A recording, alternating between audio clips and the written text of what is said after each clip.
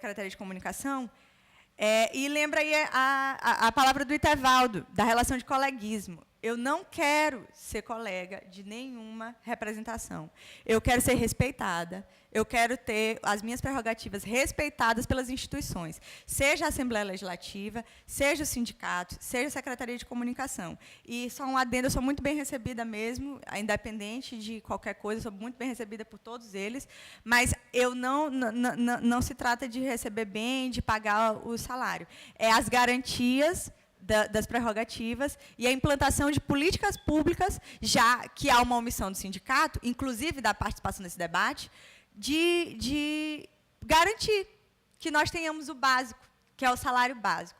E também lamentar a ausência dos representantes das empresas de comunicação que foram convidados por esta casa para estar presentes e não estiveram presentes, porque boa parte das falas também foi direcionados a eles, porque as empresas, a partir do momento que não pagam o salário básico, elas estão incorrendo em crime.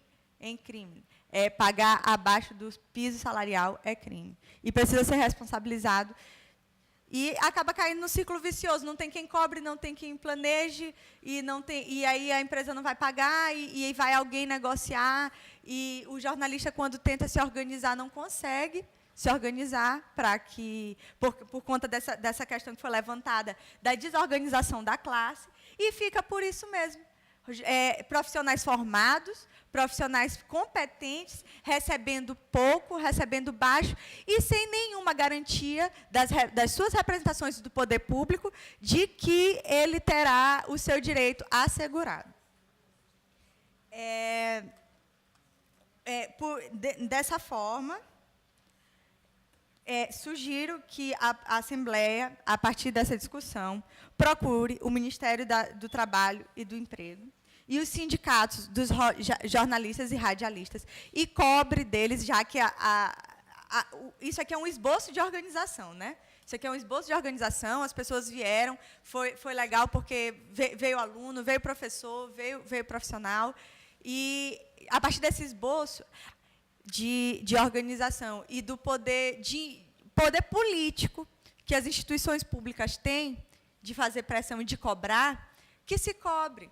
Porque é o que eu falei desde o começo, o jornalista, ele não está sozinho. Nesse momento, nós estamos sozinhos. Tentamos fazer aqui uma organização, mas nos sentimos sozinhos. Portanto, já tendo em vista a ausência do sindicato e a ausência das empresas, pedimos ao Poder Executivo e ao Poder Legislativo, que se fazem aqui presentes, de que cobrem o cumprimento das prerrogativas básicas do exercício da profissão de jornalista. É isso. Bem, nós vamos concluir um comunicado do Ana Cleto Araújo. Só um comunicado aí para os companheiros que o corpo do jornalista que faleceu agora há pouco, o Marcos Nogueira, será velado lá na central de velório da Pax União, na rua Oswaldo Cruz, bem perto da Caixa d'Água. O horário deve ser, não está confirmado, entre 14 e 15 horas. Tá bom? Muito obrigado. Bem. Eu queria concluir dizendo que... Pois não. Deputado, um último adendo. O Itevaldo lembrou de uma audiência pública que fizemos aqui em 2010 com a participação da Carla Georgina, que hoje, infelizmente, não pôde estar presente, mas seria legal que ela tivesse vindo, porque ela participou da primeira reunião, que foi sobre a regulação dos meios de imprensa. E eu me recordo bem que ficou... acertado não, ficou encaminhado que a SECOM seria responsável pela elaboração de um projeto de lei, ou projeto de estatuto, ou qualquer coisa dessas, para encaminhar esta casa e darmos continuidade ao debate. Serão completados 2 anos dessa audiência em outubro deste ano. E não temos nenhuma resposta da SECOM. Eu gostaria de pedir que a SECOM encaminhasse essas respostas. Eu não tenho essa resposta aqui agora, mas me comprometo em procurar a resposta e fornecer o mais rápido possível. Só um esclarecimento acerca desse assunto. Esse encaminhamento foi feito, eu estava presente, e lembro bem que nós estaríamos abertos, inclusive aos sindicatos e aos segmentos sociais, para juntos elaborarmos essa proposta de regulamentação. E, junto à Carla Georgina, se comprometeu em redigir, em que a SECOM encabeçasse para encaminhamento, mas ficava à espera dos posicionamentos. Okay. Aguardamos o convite. Tá, okay. Estamos aguardando o convite. Que a gente o convite sempre esteve aberto. Okay. Ele foi aberto naquele dia e permanece aberto até hoje. Tudo bem, eu queria...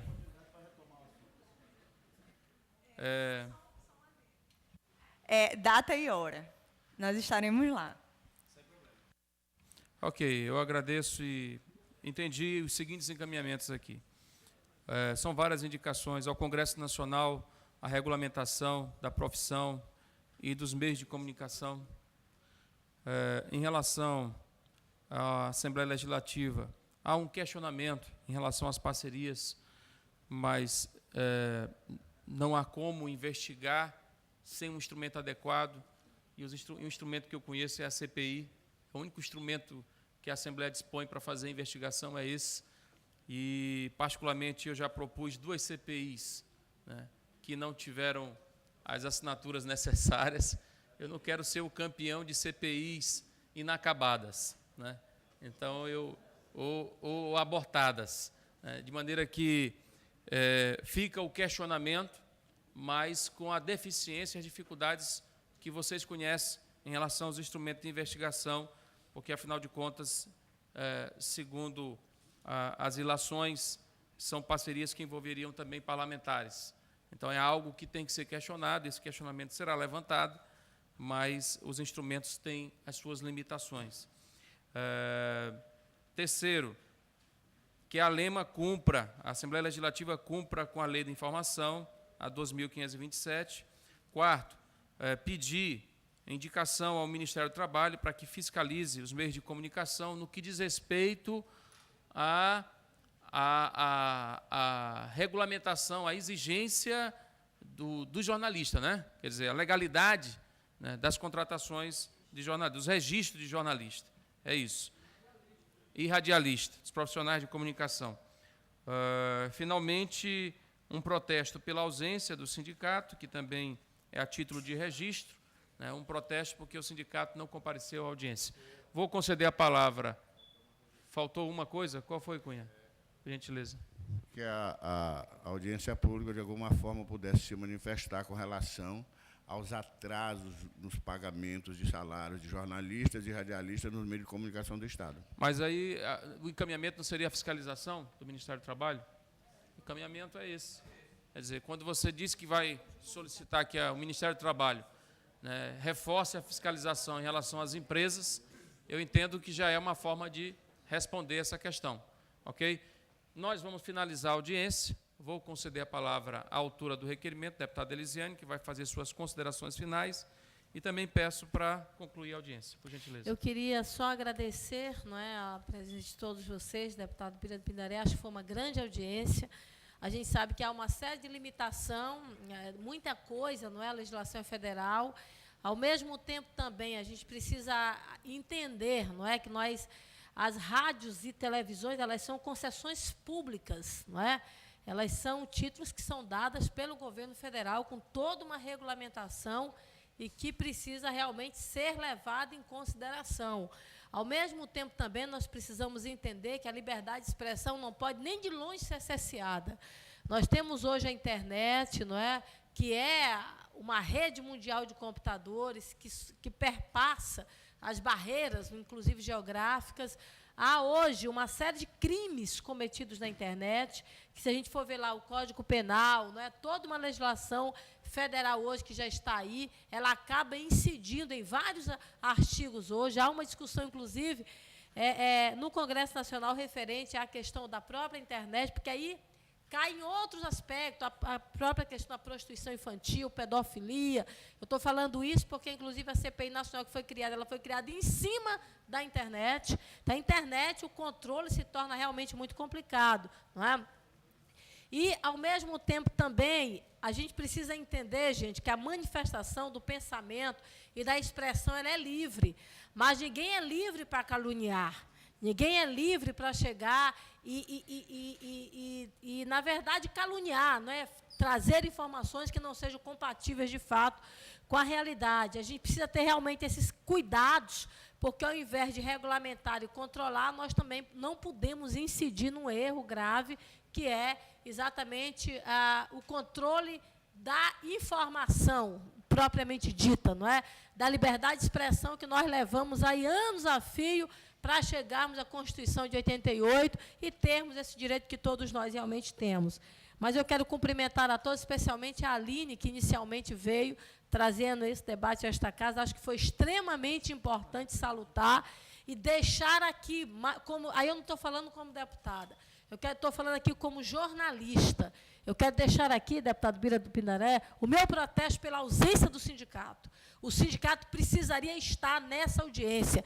Ele precisa ser protagonista das nossas discussões, porque se o sindicato não participa, como é que nós vamos ter um instrumento forte para ser realmente lutador, não é como alguém fiscal, como alguém que luta em prol de cada um de nós, como profissionais da comunicação. Ao mesmo tempo, também, nós precisamos participar como protagonista no sindicato, fazendo valer os nossos direitos, porque, às vezes, você discute, você aponta os erros e você não olha para si próprio.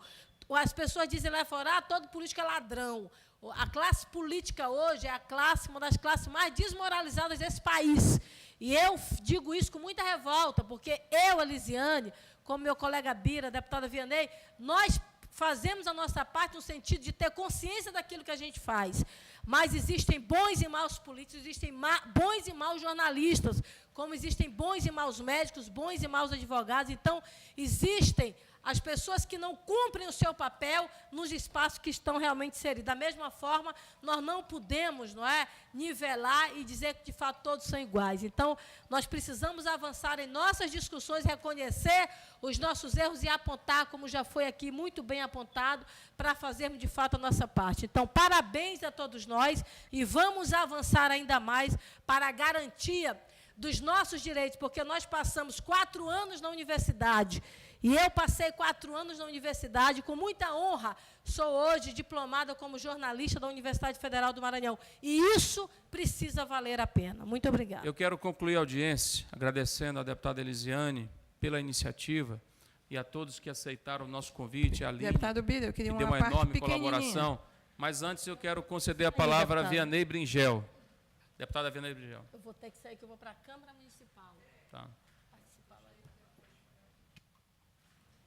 Olha, foi muito importante aqui. Parabenizo a Aline, a deputada, falo com ali o Edevaldo. Mas aqui, realmente, nessa casa, tem quase que um associamento de deputado por blogueiro. Ou paga, ou vai para o pau. Estou lhe dizendo porque tenho coragem. Eu tenho um assessor em Santo Inês, que é jornalista, porque não tenho atividade parlamentar aqui em São Luís. E vou fazer a denúncia. Porque aqui nesse país todo mundo precisa de transparência. Mas as transparências é aquelas que podem ser transparentes. É como as verdades. O blogueiro aqui só fala de deputado que paga ele. Pode procurar em qualquer blogueiro quem são os que estão. Eu não vou numa tribuna de uma assembleia dizer que meu marido pagou o salário de funcionário. Isso é obrigação dele. Eu também acho como o senhor. A nossa assembleia tem um discurso vazio. Eu estou frustrada por estar aqui nessa casa.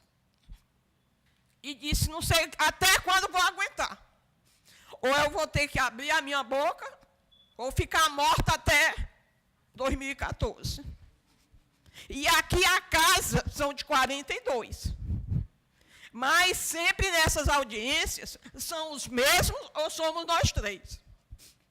E diz, 2 oposição, e eu sou situação, eu sou governo. Às vezes eu venho aqui e venho me dizer, se eu estou me queimando, porque estou me juntando à luta do deputado e da deputada, que são meus colegas. Uma pessoa tem que ter discernimento, principalmente no mundo político, as denúncias que chegam a esta casa. Ninguém chega a esta casa sem um envolvimento político, ou seja, na classe trabalhadora, ou de município, ou de profissão.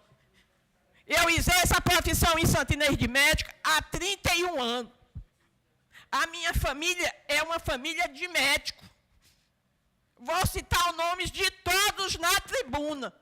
Porque a minha família é de médico, tem que trabalhar de graça para uma prefeitura? Não. Eu sou primeira-dama. Primeira-dama, eu sou esposa do prefeito. E só. Não tenho nenhum cargo de administração, faço o que faço lá por amor ao povo de Santa Inês que me conhece, e a pessoa que mandou a notícia é tão sem escrúpulos e sem vergonha que eu vou dizer o nome, que não disse lá na nossa imprensa, nem na minha região. Ele manda para cá, sai no Estado, o Estado não conhece quem é a doutora Vianney Bringel, que é uma médica que está no interior desde 1985, se dedicando à população carente desse Estado, e que tudo que se um político vem a ter é quando ele ganha um mandato, pessoal. Isso é muito ruim. Quem conhece a minha vida sabe que eu sempre tive hospital, eu tive tempo fazenda, já fui criadora de cavalo, e sou alguém pública há 8 anos, quando meu marido entrou na prefeitura, que o rapaz está dizendo lá que é meu conterrâneo e sabe disso. Sempre trabalhei, meu marido ainda trabalha até hoje a operar. Trabalhei, sim, até janeiro de 2011. Eu saí em julho, fiz a política até outubro, eu tinha que ficar no ócio até eu me diplomar e vir a essa casa. Eu sempre trabalhei. Sempre trabalhei. Então, eu trabalhei até o dia de eu vim para cá. E todo dia eu tenho mais decepção, porque, como já disse aqui, essas audiências acontecem, a gente conversa 5, 6 horas, já teve audiência aqui de 6 horas, e tudo cai no vazio. As categorias que são interessadas não comparecem, sindicatos não comparecem. Já falaram aqui em salário. Quem fica com salário atrasado normalmente tem medo de perder o emprego e não vai procurar seus direitos. Eu tenho aqui um salário, se disse é 18, eu vim saber aqui, agora eu sei que é 15, pode ir para 13. Faça a minha caridade a todo mundo, que todo mundo sabe que político faz é caridade. As poucas coisas saem, porque quem faz é governo executivo, é governadora e prefeito, vereador e deputado, para mim, é a mesma coisa. Só que o vereador está nas câmaras e nos municípios, e nós, deputados estaduais, estamos nesse prédio aqui, com mais conforto, mais regalia, mas é a mesma coisa. Para acontecer alguma coisa que eu peça, a governadora tem que querer, como o vereador, o prefeito tem que querer. Eu não estou aqui, como eu digo, eu estou quietinha, mas é porque eu acho que eu estou por aqui. Aqui, esta casa, parece que tem, eu digo assim, mais de 50% que é para não mandar. Deixa como está. Que vai e vai. A denúncia veio, mas eu vou dizer, tenho meus filhos. A família parece que tem 20 e poucos. Quer dizer, porque é parente do prefeito, tem que ser de graça, e o município vai ficar sem assistência médica? Que denúncia é essa? Eu queria que o senhor que mandou a denúncia ter a coragem de fazer isso lá no meu município. Seja da forma que for, como os panfletos, que é da personalidade dele soltar, porque a campanha ainda nem saiu e já tem 3 na cidade. Então, isso ainda vai. Eu não ia falar isso nem hoje. Eu ia falar isso amanhã na tribuna, mas estou falando aqui para vocês. Hoje eu ia falar de outro assunto, já esperando o auê, porque gosto de fazer o auê. Aqui é o auê. Às vezes tem mais gente para fazer o auê naquela salinha de comunicação do que deputado no plenário para discutir algum assunto importante para o nosso Estado. Esperando uma nota, senhor. Agora, de quem é a culpa, eu não sei. Eu sei que eu encontrei a casa assim, e acho que vou sair com a casa assim. E se for para esse país passar a limpo e transparência, muita coisa vai mudar, porque porque todo mundo aqui não é nenhuma criança, eu sempre digo isso, aqui não tem nenhum santo, e todo mundo tem a consciência do que ocorre no nosso estado, nos nossos municípios, no nosso país. No nosso país. Não é só queixa do Maranhão. Quanto à questão da pistolagem, como é que vamos começar uma pistolagem? Um rapaz nesse dia me entrevistou, deputada, a senhora é a favor da pistolagem? Eu digo, meu filho, se você me disser qual o rumo da região do Maranhão que você vai, eu assino. Porque todo crime de pistolagem é aquele crime mandado e que a pessoa só atira na cabeça. Todo mundo que recebeu um tiro na cabeça é crime de pistolagem. Seja ele traficante, seja ele o que for. Jornalista, prefeito, promotor, não tem crime de pistolagem com tiro daqui para baixo. Não, meu marido nunca teve segurança, porque diz que segurança é Deus. Porque não tem colete à prova de bala daqui para cima. E pistoleiro vem daqui para cima, não vem daqui para baixo. Quem é médico sabe disso. O nosso amigo Décio. Hoje ainda, às vezes, eu me pego botando lá, blog do Décio. Porque o primeiro que eu abro é o dele. Confesso também, eu abri o dele, aí abria Márcio, abri o dele que vai na justiça.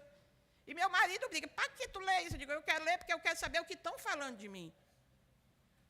Porque quando eu cheguei aqui, me disseram também, fique calada quando falar de você. Eu não vou ficar calada, não, porque eu acho que quem calado está consciente e é culpado. Então, não vou me calar, não. Agora, não vai ser hoje que eu vou responder, não. Vai ser amanhã, porque amanhã já me disseram também. A plateia é maior e vai dar o auê maior. Meu muito obrigado. Eu quero concluir dizendo, deputada Vianney, lhe parabenizar pela coragem, pelo desabafo que Vossa Excelência faz aqui perante todos nós, imprensa, mídia, etc. Eu não sei quais são as acusações que a deputada está enfrentando. Nem precisa declinar agora, deputada. Não, eu declino, quando eu estou lhe dizendo. Mandaram uma notícia que a deputada recebe dinheiro do SUS. Eu recebo dinheiro da saúde, como eu estou dizendo, desde 1985, quando o superintendente era Antônio Haddad, pelo INAMPS. Trabalhei em INAMPS, Rural, quer dizer, eu conheço a luta da saúde. Eu sempre fui funcionária no mesmo hospital, no mesmo lugar. Fui primeira-dama, que diz que nepotismo está dentro da prefeitura, mas eu achei que minha profissão de médico e a necessidade de um povo era maior do que um. Trabalhei até junho de 2010. Junho, julho, agosto, setembro, outubro. Eu não trabalhei, não recebi salário, mas voltei a trabalhar em novembro, dezembro e janeiro. E no Cines, quando a gente tira o nome, o governo federal, como tudo é atrasado, as informações é tudo atrasado, ele tira um mês depois. Então, o meu nome saiu em fevereiro, quando eu vim para essa casa. Só que não tem salário. O outro caso era que teria sido pago para um genro, para o pai do genro e para a mãe do genro. Doutor Alberto e doutora Socorro, que trabalhavam até abril em Araguanã, com o filho do deputado Emetério. Quando o Emetério soube que eu era candidata, botou os dois para a rua, para não me apoiar lá dentro de Araguanã. E eles foram ficar desempregados, dois pais de família, foram a Santa Inês que precisava de médico. Cadê o crime? Hã? O meu genro terminou em 2009. A minha filha terminou em 2010, em julho. Meu genro terminou em 2010, em 2009, em dezembro, pelo seu, mas da primeira turma. E foi trabalhar em Santa Inês, esperando a mulher e o ano terminar para ir para a residência. Que só tem residência em janeiro. Ninguém tem residência em meio de ano. Então, ele ia ficar fazendo o quê? Ele trabalhou em Santa Inês, trabalhou em Pindaré, como médico. Agora, o crime era se eles fossem funcionários da prefeitura e nunca tivessem pisado em Santa Inês e nem trabalhassem com Santa Inês. E toda a população conhece a doutora Fernanda Rafaela e doutor Alberto, que todo dia me perguntam, que vai ser pediatra, está na Santa Casa de São Paulo. Mas aí as pessoas, como dizem, pegam um assunto, joga na imprensa estadual, porque em Santa Inês todo mundo me conhece, Qual é o auê que ia fazer? Mas no Maranhão faz, porque ninguém me conhece. E o senhor leu? Todo mundo lê. Todo mundo tem a mania do blog. Ruim ou bom, mas todo mundo pega a mania, viu, Edevaldo? Eu confesso. Mas a gente agradece, foi um bom. Eu confesso a Vossa Excelência que não li ainda. Porque eu estava viajando para algumas cidades do interior que não tinha muito acesso à internet. Então não tive oportunidade ainda, mas terei. E eu quero apenas dizer que situações como essa reforçam a necessidade de uma regulamentação. Que qualquer um de nós está sujeito a enfrentar acusações e não há nenhum disciplinamento em relação ao direito de resposta. Quer dizer, para eu ter o direito de resposta, eu tenho que ir para a justiça. E a justiça, ela responde lentamente, até que a ordem da justiça me garanta o direito de resposta, a minha honra, a minha reputação, tudo já foi para o lixo. E nós dependemos disso. Eu, por exemplo, só tenho isso. Eu não tenho nada mais do que isso. Por isso, mais do que quem quer que seja, eu defendo a regulamentação, porque eu acho que tem que ter um disciplinamento para assegurar o direito de todos, de qualquer cidadão, de qualquer indivíduo, em relação à resposta, tanto em relação ao exercício da profissão em si, como também dos meios de comunicação, que quando se fala, parece sempre que a gente quer a cassação, né, da liberdade de imprensa. Nada disso. O que se quer é as garantias para que o cidadão possa exercer plenamente também os seus direitos em relação a esse poderio que é muito grande. Gente, eu quero agradecer imensamente, foi um grande debate, uma grande reflexão, e peço ao final uma salva de palmas, não a nós, eu queria pedir uma salva de palmas ao Marcos Nogueira, que faleceu hoje. Declaro encerrada essa sessão. Muito obrigado.